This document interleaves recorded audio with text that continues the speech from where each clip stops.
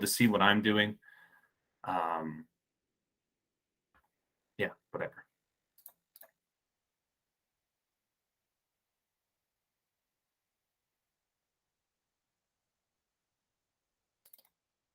So I might even just leave it like this so I can hop around.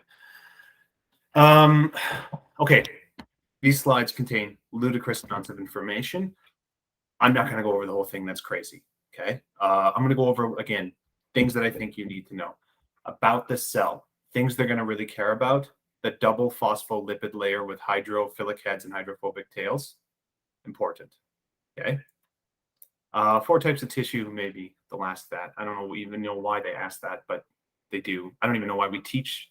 Like, I don't even understand the point of this slide, but it's in every single textbook that exists. And they may say, hey, what are the 4 different types of tissue, right? And you could probably even do that just by seeing them on the paper. They'll probably pop into your head, right? So epithelial, skin, connective, so like tendons and ligaments, muscle, and nervous tissue. Okay. But this is really what I want to talk about, because people forget about it and they forget about the importance of it. So fluid and water balance in the body, or fluid dynamics, it might have been called by your teacher. That's what we're going to be focusing on. Just check the chat periodically. Oh, and if I didn't check the chat, feel free to turn your mic on, whatever, right? Okay, fluid and water balance in the body. Body's made up almost entirely of water, right? You already know that.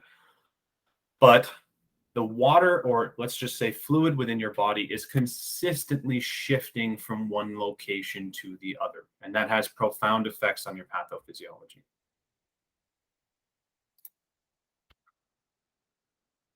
Your body's almost entirely water. Okay, there's a million different types of statistics to prove this. I don't think there's any value in memorizing them. Yeah, never mind. Outside of the college, I don't think there's any value in memorizing them. Okay, so the first space is intracellular fluid, pretty easy to understand, within the cell.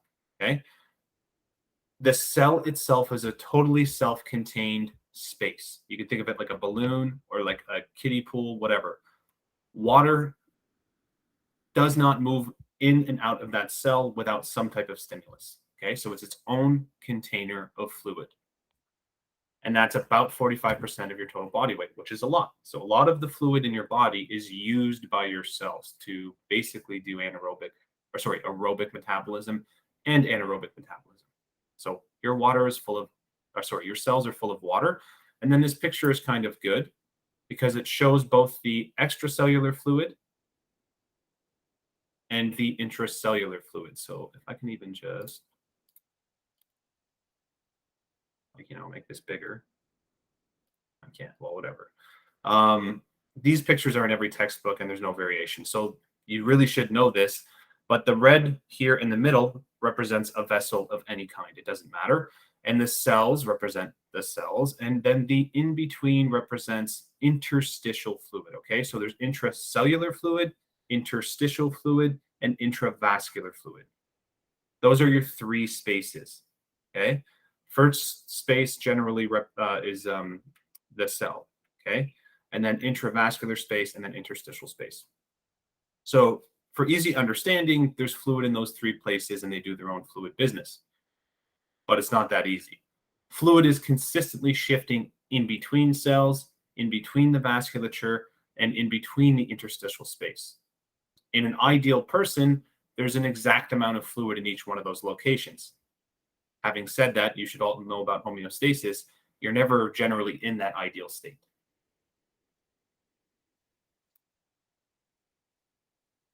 Okay. Having said that, you're not first whatever students. So I want you to tell me a condition that would cause a fluid shift of any kind. Any kind of condition that would cause a fluid shift, just put that in the chat. Anything at all.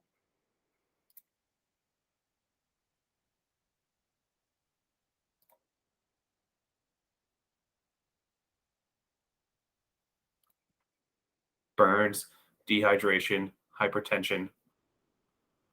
Yeah, crush injury. That's an intense example, but it is one. Core pulmonale. Let's talk about that in a bit. But yes, over time, that definitely could lead to a fluid shift. That might be a cool one to really But let's just keep it basic. Let's talk about, before we get into anything too crazy, hypertension.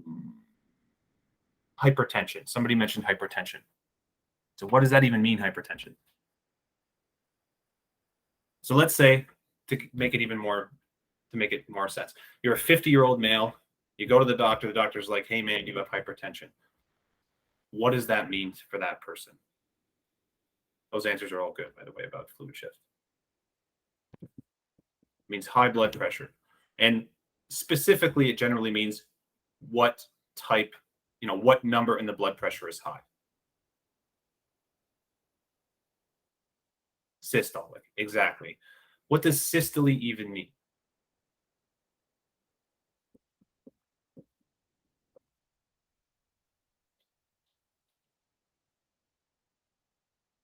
Contraction, kind of, yeah. The max pressure when the ventricle is contracted. That's right. So, okay. So you're sitting here, you're all alive, I hope, so you can feel your carotid pulse, right? So every single boom that you actually feel with your fingers, that's systole. That's what we're talking about. So when we measure your systolic blood pressure, it's that beat you feel with your fingers right now, that pressure. So it's the absolute max pressure that is being produced in your vasculature. Max pressure. And it is a reflection of many things. So I'm not even going to say it's a reflection of your ventricle, although it is. It is a reflection of many things. Back to our example. This 50-year-old dude who suddenly has a really high systolic pressure, why does he have that? What's the difference between that 50-year-old dude and you guys?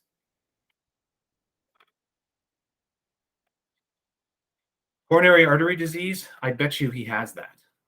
But that should not be causing his high, well, it kind of is causing it, but more often than not, coronary artery disease is caused by hypertension.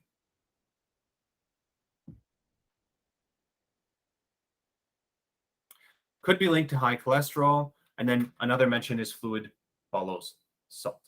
Okay. So you mentioned, somebody mentioned coronary artery disease, which was a good idea. Why would you get coronary artery disease in the first place? And like, not genetics, although genetics is definitely a good answer, but that's not what I'm asking. Arteriosclerosis, exactly. So what is arteriosclerosis again? Obesity as well, yeah, totally. Plaque builds up in the vessels, and then like that, and that's totally true. Decreased lumen side, yeah, stiffening of the vasculature. That's the real shitty part of it, okay? So, I mean, it's all bad, but so you get plaque buildup and you get stiffening of the vasculature, okay? So this dude who's 50 likely has arteriosclerosis, and he might have coronary artery disease. He will have it at some point, but he definitely has those two things. Okay. So why, now that we know that, why specifically is his systolic blood pressure higher than yours?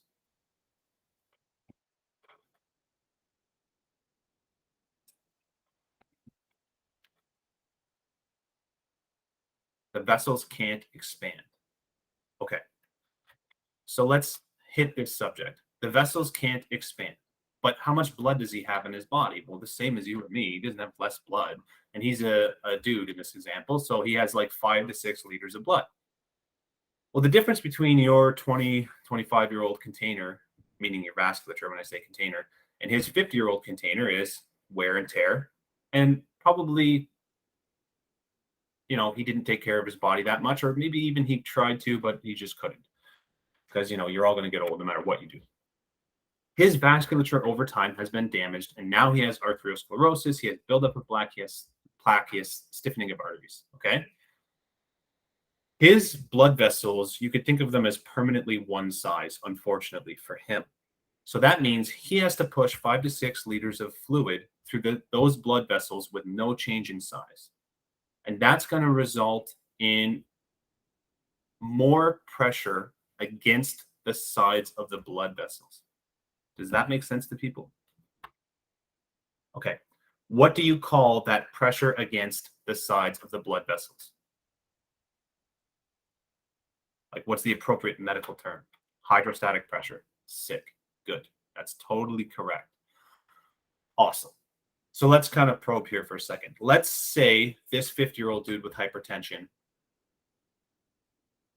let's say his numbers don't matter. He has bad hypertension. It's very high. What are going to be the effects of that hypertension on his body? So now let's say this guy's not going to the doctor. He doesn't even know he has it. Like, actually, let's say his wife called the ambulance. They're like, hey, dude, you have high blood pressure. He's like, I don't care. I'm not going to the doctor. They 72 him. Time goes by. Deterioration of vasculature over time. Risk of stroke, MIPE. Those are all totally correct. But let's keep it down to the vasculature level, and let's keep talking just about fluid for now. What's going to happen with that fluid if there's that much pressure in his vasculature? Pyelonephritis, that's totally a thing, and he might have that. Third spacing, going to leak out, same thing. Good, I like that. But that's not a good enough answer. So why is that happening? That's true, but like, why is that happening? All of the fluid in the interstitial will go to the vasculature. In this dude, no. Right. That is the correct answer, because the hydrostatic pressure is going to overcome oncotic pressure.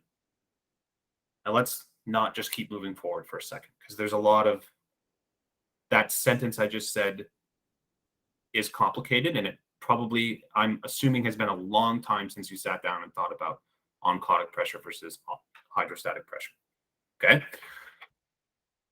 So you seem to understand what hydrostatic pressure is, but I'm going to go over it again anyway. Firefighter hooks a hose up to a fire engine, water truck, or whatever it's called, and he turns it on. And water comes flowing through the hose at a great pressure. It takes one or two firefighters to hold that hose, or it will just become a dangerous, projectile. That's because there is tremendous amounts of force pushing the water outside the end of the hose. Pretty simple, just like a jet or like a jet ski or any other example of jet propulsion, right? There's tons of energy being pushed out on one end. How is that possible? It's because the hose keeps all the fluid in. It has nowhere to go but out. Okay, so that hose was flat before there was water in it. Why is it now suddenly a perfect cylinder? It's due to hydrostatic pressure. It's the pressure of the water pushing against the sides of that hose with tremendous force.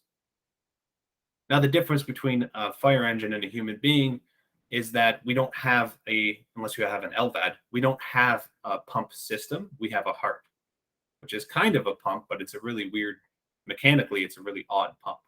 It pumps once every while. So instead of consistent flow, we get a sudden increase in hydrostatic pressure. Sudden increase in hydrostatic pressure. Okay, cool. So let's talk about another difference between a hose and a human being. The vasculature in your body is permeable. Fluid can go in and out of it. You could think of this even more simply as there's holes in that vasculature, and they're supposed to be there, and that's a good thing. Okay.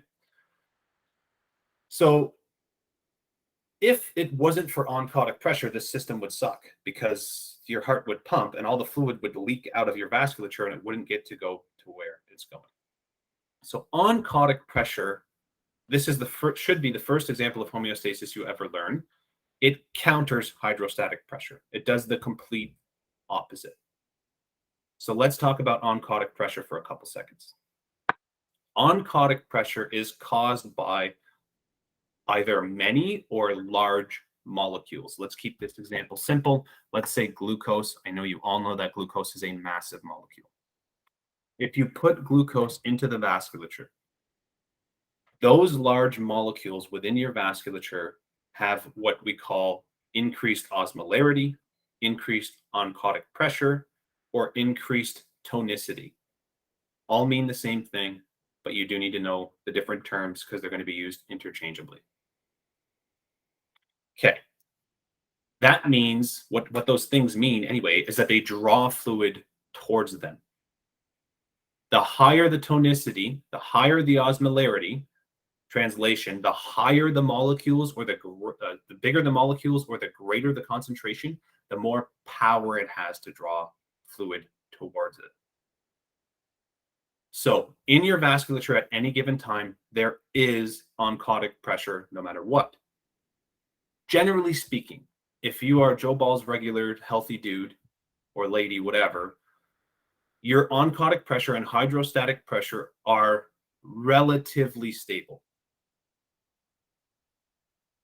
For the most part, fluid stays in your vasculature. Just out of curiosity, does anybody know how much fluid escapes your vasculature in the theoretically homeostatic person?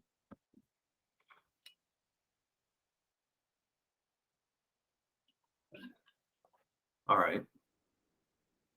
1/4, 2/3. I believe it's 1/10.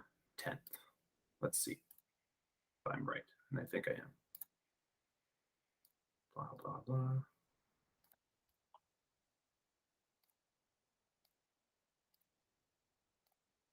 Yeah, 1/10. So we'll come back to this, but it's 1/10, right? And that's good. That's normal. That should be happening on a constant basis. 1/10 should be leaking out. Okay, sweet. Everybody's happy. And that 1/10 is picked up by the lymphatic system, and that's one of the many roles of the lymphatic system. It's to pick up extra interstitial tissue fluid and then throw it back into the vasculature at some point. So cool. We're all on the same page on that. So let's go back to this 50-year-old dude. We know his problem is his hydrostatic pressure is high, higher than it should be. Okay.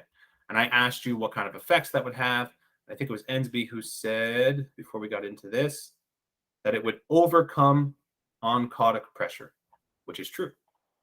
And having said what we just said about pathophysiology, what is the bad part of overcoming oncotic pressure? What is that going to do to the body? Or even just the blood vessel? Cause edema. And let's step that back. Like, what does that even mean, cause edema? What is happening pathophysiologically? That's correct, by the way, but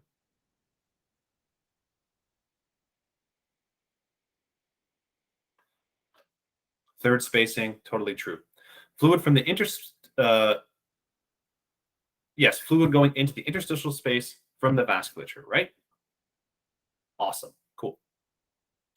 Yeah, so that's it. It's just there's too much hydrostatic pressure versus oncotic pressure. Now it has totally overcome it, and it is pumping fluid out of the body. Okay, cool. Let's stick with this dude as an example. Not forget, but let's branch off from hydrostatic versus oncotic pressure. We will come back. What other problems is this guy going to have with undiagnosed high blood pressure over time? Now I'm talking systemically, his body. What is the first organ that's going to be like, man, this sucks with hypertension?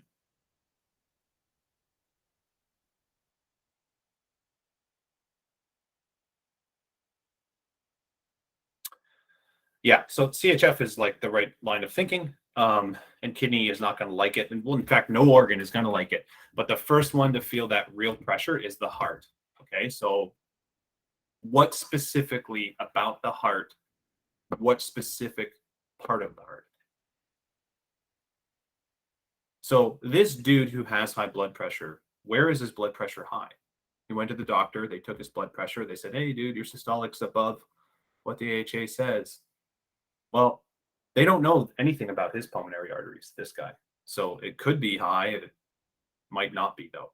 But what they know for sure is when you take a blood pressure, what blood vessel are you compressing?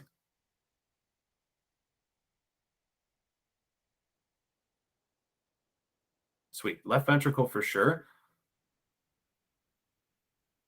The brachial artery, exactly. So you're compressing the brachial artery. I'm not going to go into that because you seem to totally get hydrostatic, so we'll break off of it. But you're compressing the brachial artery. That's how you get your systolic. Sick. So you're right. His left ventricle is going to have to work harder. Totally. Okay. Now your left ventricle is, I don't want to say the good ventricle, but it is the ventricle that can absolutely crush workload, right? It has like way more muscle than the right ventricle. And so it can compensate for a while, right? It can handle it and everything is okay. But again, we'll say this guy never goes to the doctor and now he's 55. And we'll also say he smokes and drinks and parties hard. So 5 years after that, is his left ventricle going to be able to keep up with this? No, right? And what is specifically going to happen to that left ventricle? Left ventricular hypertrophy will almost certainly occur. Yep. And for a little bit, that's actually not a bad deal, right? It's like, okay, I need to work harder. I'll get more muscle and like kind of figure it out. But the problem is there is no break. It doesn't ever get better because it's not like he's on hypertension meds and it's not like he changed his lifestyle. Okay. So this same dude, he keeps going and going. And eventually what's going to happen with that left ventricle, specifically, congestive heart failure is totally true. It's going to fail. The left ventricle is going to fail. So it just will not be able to pump with efficiency blood through the vasculature. And again, it's because the hydrostatic pressure is too great in those arteries, right? Okay. So let's say same guy doesn't do it. Somebody mentioned CHF and you're on the right path. So congestive heart failure. So how would this guy's doctor know that he had congestive heart failure? Actually, shitty question. Scratch that. Let's say this is a regular that calls the ambulance all the time and never goes. And all this time you're saying, hey man, I know my patho, dude. You wouldn't say it like that, but something along those lines. And you'd say, hey man, if you don't get this high blood pressure checked, this is going to happen. This is going to happen. This is going to happen. So let's say you go to this guy's house. What would tell you that this dude definitely has congestive heart failure now? The only way that you as a paramedic could know. Sleep orthopnea for sure. JVD. Okay, so this is a good question because it shows a lot. Cool.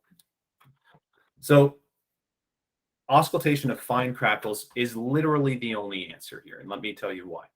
So, and it's not that your other answers are incorrect, but keep in mind, we're watching this guy's disease progress. So if he had left ventricular failure, would he have edema?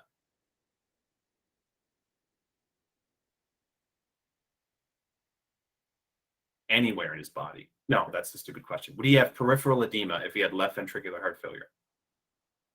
No, he wouldn't. So you really shouldn't see that happening until like this man is on his deathbed. Okay. I shouldn't say deathbed there, but like until way later on in the disease. So no, it shouldn't really present that way. It should start off with the minor symptoms somebody mentioned here, like orthopnea and stuff, but don't mix all of CHF together. It's a common mistake. So JVD, he should not have. Okay. Peripheral edema, he should not have. Possible ascites, he should not have. Auscultation, definitely what you're going to want to hammer down on. Okay. Of course, the whole idea is to catch it beforehand. Okay. So we all say that he's going to have left-sided heart failure and he's going to have pulmonary edema. Okay. I agree with you. Why is there fluid in his lungs? Because that's quite the leap. Like, what happened to cause fluid in his lungs?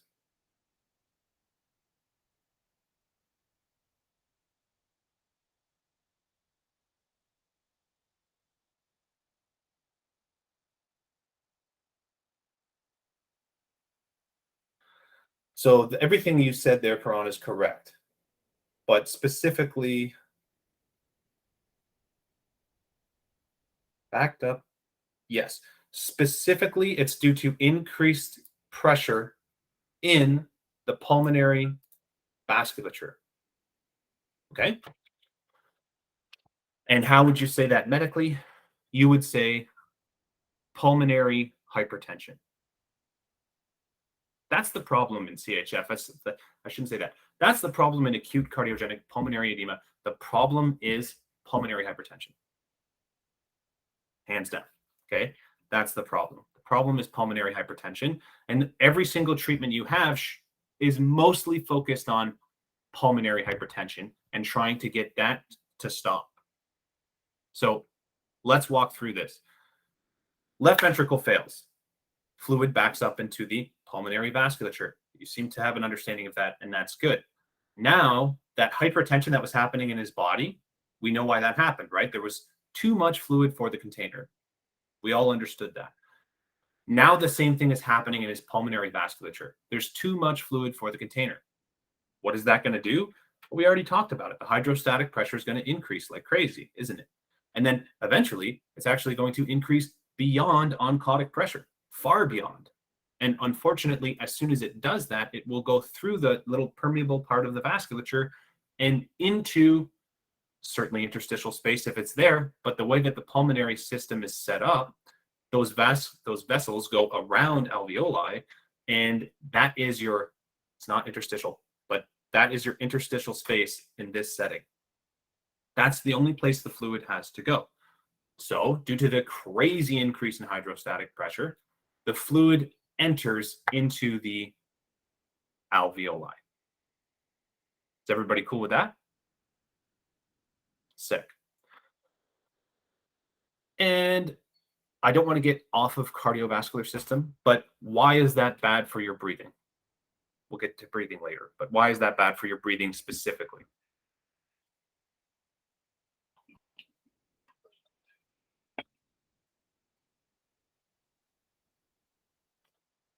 Less space to exchange air is totally true. Causes a ventilation perfusion mismatch is totally true. Decreased area of gas exchange, inhibits gas exchange, and you're all totally correct. But think about those alveoli. And let's put it this way. Even if you can clear the fluid from the alveoli, is that guy going to get up and be like, right on, dude, I'm going to just go home now? You know intuitively, like, that's not the answer. But why not? Why are his lungs, for lack of a better word right now, shot from this experience? What is that fluid going to do to the alveoli in particular, even if you took it out?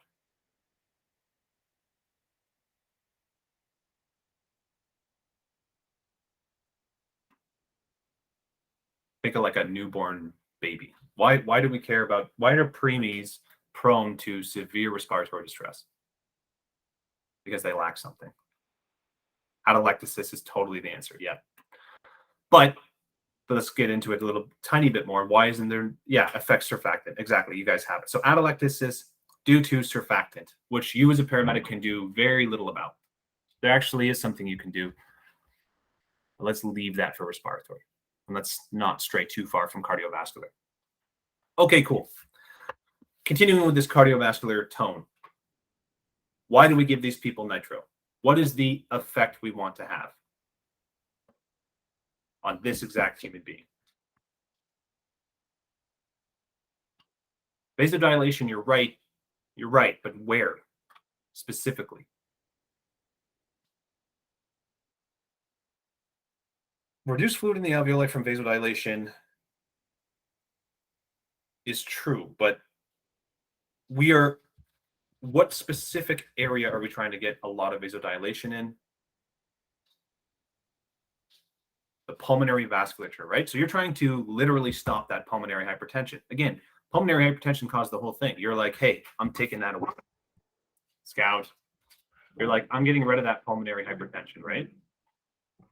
And in doing so, Scout. In doing so, you're fixing the problem in the first place. Because by causing that blood vessel to get larger, you are literally decreasing hydrostatic pressure. So you're bringing them back to normal. And in fact, you can even decrease the pulmonary blood pressure so much that hydrostatic pressure becomes lower than oncotic pressure, which is sick. Because not only are you stopping the blood from, or I should say the fluid, from getting into the alveoli, you are actively recruiting fluid from the alveoli back into the vasculature. And for this reason, nitro is like the best medication and route of treatment for CHF. And for this reason, you should remove CPAP to give nitro. Hands down, because again, we'll talk about CPAP later, talk about breathing later, but that's not really hitting the root cause of the problem. Nitro is. Okay. Before we move on to reviewing that exam, let's keep going on CHF. We're going to totally just crush CHF right now. And before I move on, the number one cause of CHF is undiagnosed hypertension. That's why I gave you that example of that 50-year-old guy. Okay. Now, somebody brought up core pulmonale or whatever, but core pulmonale, I'm pretty sure.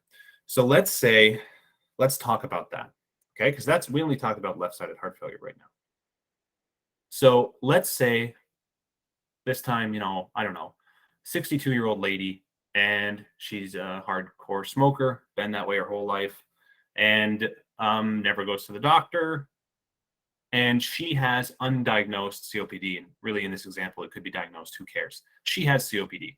Let's not get into the patho of COPD right yet. But it's bad.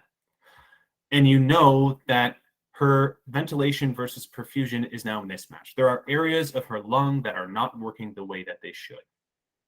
What happens, just theoretically, if 1/4 of her lung had COPD, the bottom lobe, what would happen in that lobe as a response to a decreased amount of available oxygen?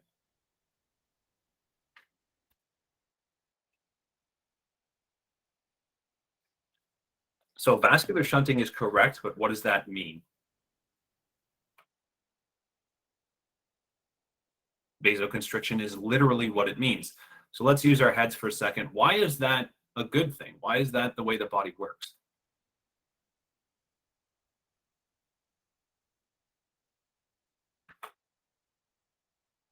Because it is a good thing. We want that. So just maybe another example to make it more clear. You yourselves are young and healthy or whatever, but you get a pneumonia and, it's like the bottom quarter of your lung.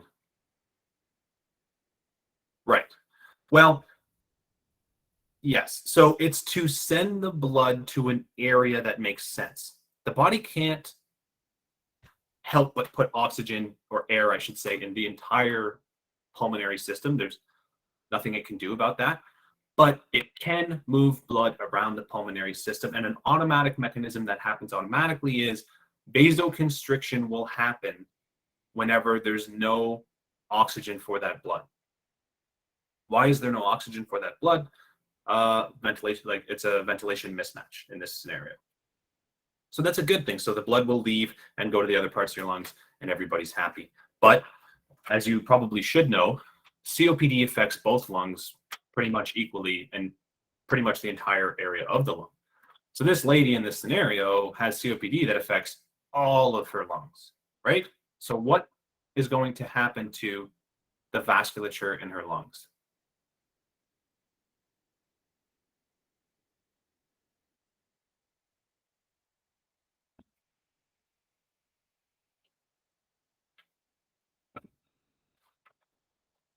Widespread vasoconstriction. Scout. Sorry, just a sec.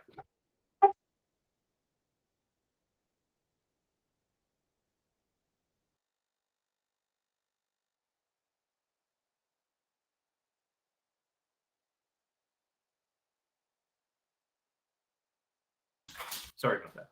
So yeah, the widespread vasoconstriction, otherwise known as hypertension, otherwise known as increased hydrostatic pressure. Now, hydrostatic pressure is not great enough, generally speaking, to cause pulmonary edema like we already talked about. However, what is that increase in hydrostatic pressure going to do? Think the whole body here.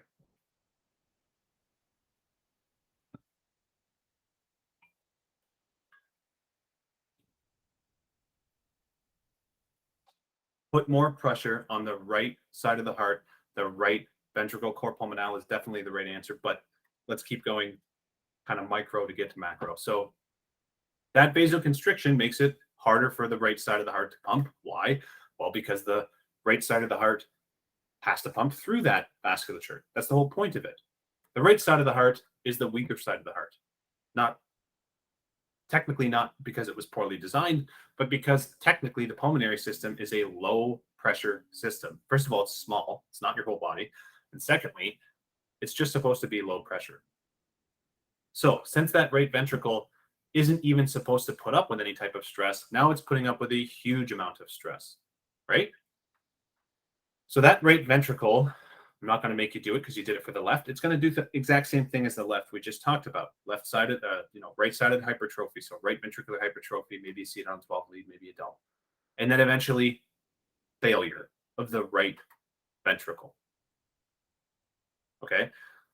If your right ventricle fails, only if your right ventricle fails. So keep in mind, this lady,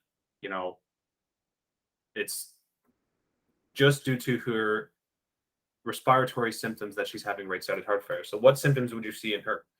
And some of them are already written here. So it would cause backup of blood is totally right, but then you need to know where your right ventricle, like where does that back into? So it backs into the superior and inferior vena cava, which is your entire body's venous system, right? So all of the veins in your body, the fluid will back up in there. What's the main difference between veins and arteries?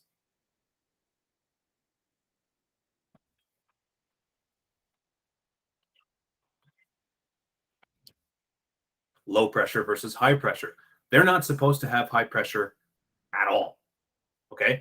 And now all this fluid is coming in and it's causing huge increases in hydrostatic pressure for the reasons we've already talked about. Okay, cool. So why would you get edema, and specifically, why would people get edema in their feet due to this?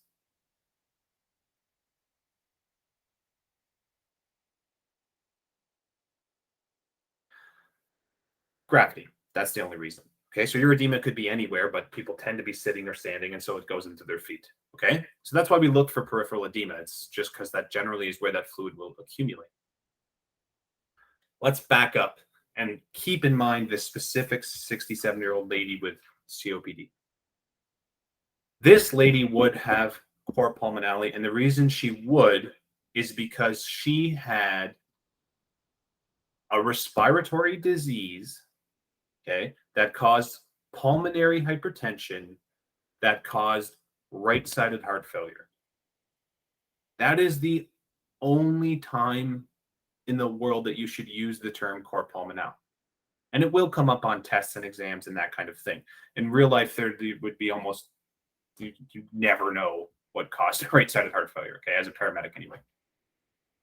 All right, that's the only time you would call it cor pulmonale.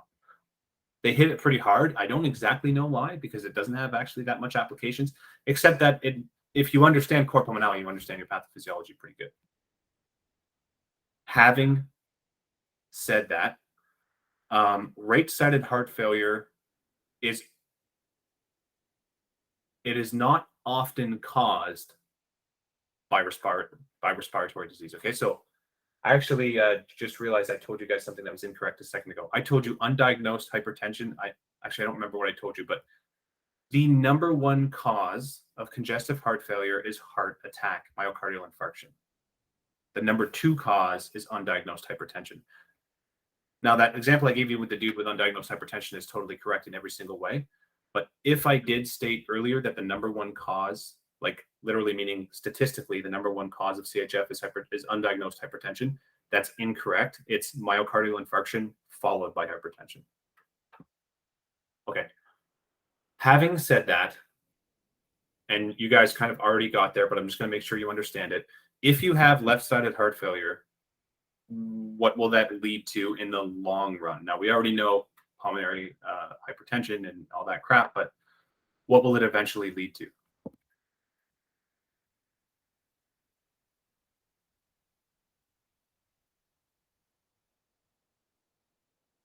MI is an interesting answer because that's technically true, and there's a lot of cool reasons as to why, but let's not mess with that yet. Left-sided heart failure will eventually cause right-sided heart failure. Okay, so why would left-sided heart failure cause right-sided heart failure?